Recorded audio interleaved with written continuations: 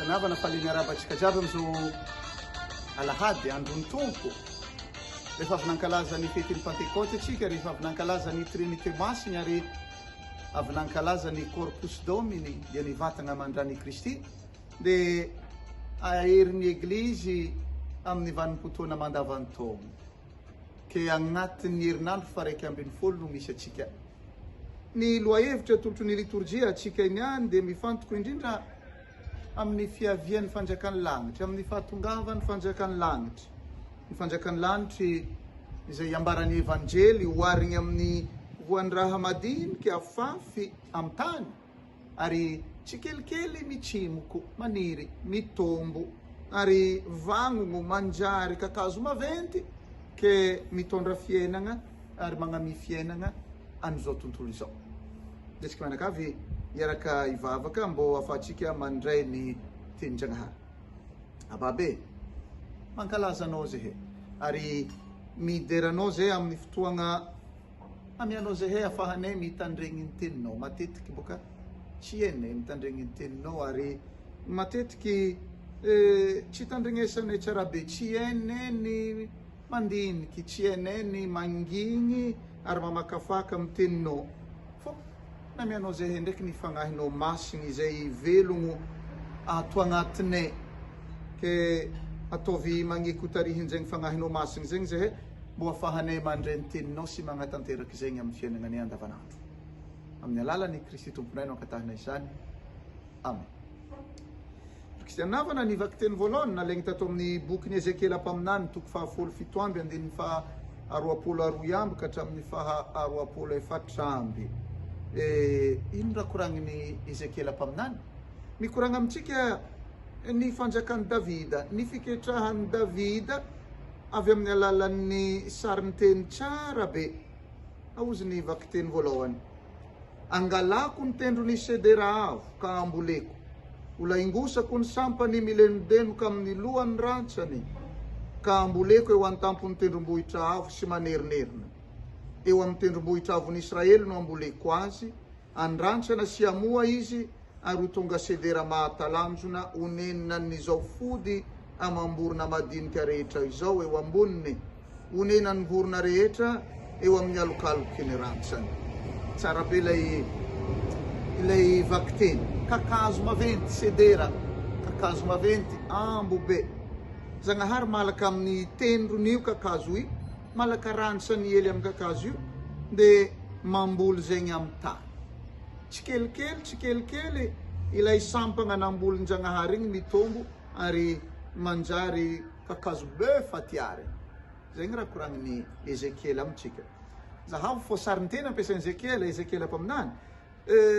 Avy amin'ny taranakin'ny mpanjaka, avy amin'ny taranakin'ny Davida, avy amin'ilay sedera, ilay kakazo ambo be, no iavian'ny Mesia.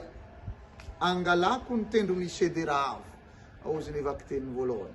Ilay tendrony ely nambolin-Jagnahary io, nanjary kakazo maventy be, iaro sy amonjy an'izao tontolo izao. Azo volagniny fô ny loahevitra aroson'ny vaky teny voalohany amintsika dia hoe Zagnahary manandratra ny madiniky, fô mampietry ny matanjaka, mampietry ny mafoaka, mampietry ny maiana.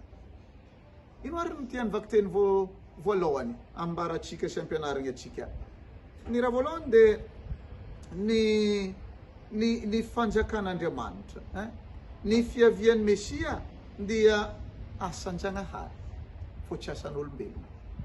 Ny fampianarana faharoa, ny fiavian'ny fanjakan'ny lanitra, ny fiavian'ny fanjakan'Andriamanitra dia mahateky olo jiaby. Aozy vaky teny voalohany, aozy Ezekela mpaminany: ary ho fantatry ny azo rehetra any an-tsaha fa izaho no tombo. Ino moa le azo rehetra? Dia ny olombelogno jiaby no tian'ny Ezekela mpaminany ivolagniny aketo. Ny fampianarana fahatelo, Zagnahary no mitondra sy mibeko ny tantara. Na magnano mafoaka ny olombelogno satria namian-Jagnahary fahafahana, indraikindraiky aby ny olombelogno magnararotro, magnano Zagnahary mandry ke tsy mahita. Na mafoaka ny olombelogno mila tsy adigna fô Zagnahary no mitondra an'izao tontolo izao amin'ny lalagna tegna izy, amin'ny lalan'ny famarinana, amin'ny lalan'ny fiadana, amin'ny lalan'ny famonjena. Ino moa ny lojikin-Janahary? Ny lojikin-Janahary dia ity: mampietry ny kakazo mijoalajoala, mampietry ny kakazo manoekoeky, ary manandratra ny kakazo madiniky Janahary. Tsara be ilay teny indesin'ny mpaminany mivolagna anazy. Aozy hoe ny tompo nagnetry ny hazo avo, ary nanandratra ny hazo voahetry, nahamaina ny hazo maitso, ary nahamaitso ny hazo maina. Teny faharoa, nalaingy tato amin'ny taratasy faharoa soratan'ny Masinapoly Apôstôly ho an'ny kristianina tany Korinty, fahadimy andiny faheniny ka hatramin'ny fahafolo araiky amby. I Masinapoly izy tengany fo eky no mampiseho amintsika amin'ny fomba tsotra. Azovy moa i Masinapoly ary magnatoro atsika, azo volagniny hoe mampafantatra atsika ny fahosany, ny alemeny Masinapoly. Masinapoly dia agnisan'ny olo ny fegny ny torony evanjely, ny asa mafy, ary nagnano egny ananjy tsy ho zavatra. Nanokagna ny fiainany manontolo tamin'ny fitoriagnan'ny evanjely. Fô natsaritaigna ndraiky Masinapoly fô rahely, natsaritaigna ndraiky Masinapoly fô tsy mafoaka, ary faible, ary magnetry tegna i Masinapoly, ary miambigny ny fahatongavan'ny tompo. Tsara be ilay fomba ivolagnan'ny Masinapoly azy atao amin'ny vaky-teny. Aozy Masinapoly: matoky zahay aozy Paoly, ary zegny toky zegny no itiavanay kokoa miala amin'ny vatana, mbô hitoetra eo akaikin'ny tompo. I Paoly mandigny ny valin-kasasarany avy amin'ny tompo, fô tsy avy amin'ny olombelogno, ary magniry dia magniry ny hitrotro amin'ny tompo ahitany vokatra. Dia ilay fiombonam-piainana tanteraka amin-Janahary. Ny evanjely nalaigny tato amin'ny evanjely ny Masindamarika toko faharoapolo enin'amby ka hatramin'ny telopolo efatra amby. Mikoragna amintsika fagnoharana roa, fagnoharana momba ny voana fafy amin'ny tany tsikelikely maniry, mandravigny ary mitombo jusqu'izy mamoa. Ny fagnoharana faharoa dia ny fagnoharana momba ny voatsinafy, vihin-draha agnisan'ny farany madiniky, na fafy amin'ny tany tsikelikely mitombo manjary kakazo maventy, ary magnami vokatra midoroboko ke azony vorogno ialokalofa. Ino ary no fampianarana azo tsikitsoahigny avy amin'ny alalan'ny evanjely? Voalohany, ny fanjakan'Andriamanitra dia karaha voana fafy amin'ny tany. Agnivon'ny fotoagna namafazana sy ny fotoam-pisangorana dia tegna misy fotoagna lavalava.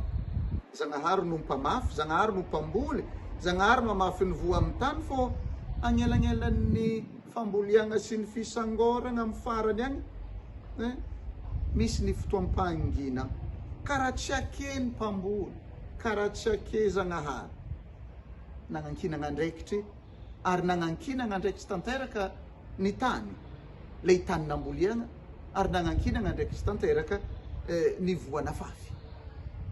Ny fampianarana faharoa, Janahary na dia izy aza no mamboly, na dia izy aza no mpamboly, dia magnamia fotoagna itombosan'ilay voana fafy.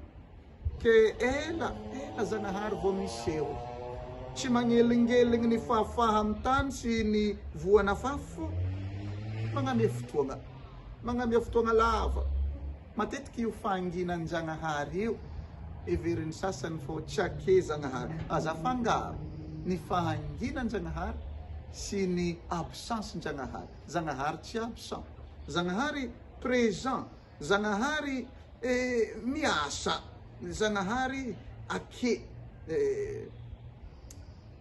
Misy raha zay: miasa Janahary, Janahary miasa, na dia tsy regnintsika ifeony, na dia tsy hitantsika. Miasa mampaniry ilay voana fafiny, ary mampavagno tsikelikely ny voana fafiny, mampamokatra ny voana fafiny. Ny zava-dehibe dia atsika olombelogno mila matoky fô io voana fafiny Janahary io dia agnamia vokatra izy koa tonga ny fotoagna. Riksanavana, ino moa le voana fafiny Janahary? Le voana fafy dia ny eglizy, Agnisan'ny voanafafy ny eglizy. Ny voanafafy dia ny tenin-Janahary atolotra atsika, afafin-Janahary ao am-potsika. Ny voanafafy dia ilay fiainam-baovao amin'ny Anjanahary atsika amin'ny bateny. Ny voanafafy dia ilay fiainana maha-kristianina atsika izay napetraka Janahary am-pontsika ka. Mila fotoana mbo ahafahany mitombo. Mila fotoana mbo ahafahany tenin-Janahary mandeha tsy magniteraka ny fiainantsika ke agnovatsika. Mila fotoana mbo ahafahany eglizy mitombo ke hitondra vokatra. Ry kristianavana nankin-Janahary amintsika ny teniny. Namian-Janahary atsika ny fiainam-baovao, ny fiainana maha-kristianina, nankin-Janahary amintsika ny eglizy. Izay le voanafafy. Izy koa raisitsika sérieux zegny, izy koa avelatsika mitombo tsikelikely ao agnatintsika kake misokatra amin'ny asan'ny fanahy masina atsika, inoana marimariny fô hitondra enga vaovao sy fahazavana eo amin'ny fiarahamonigny misy atsika. Mila tsy mora kivy atsika, mila tsy mandanda, fô mbo mila miasa koa atsika ary mila matoky Janahary amin'ny asa ataotsika. Mankasitraka mankatelina anao zay babe amin'ny afatra, amin'ny fampianarana noraisinay niany. Enganie ny voana afafinao ao am-ponay dia ny teny tsara, teny ny fiainana itsimoko. Ary amokatra isanandro atonga zay anjary mpitondra egny sy afaliana ho an'ireo olo jiaby izay mifanerasera sy fandraisanay. Amin'ny alalan'i Kristy tomponay no angatanay zany. Amen. Bon dimanche olo jiaby.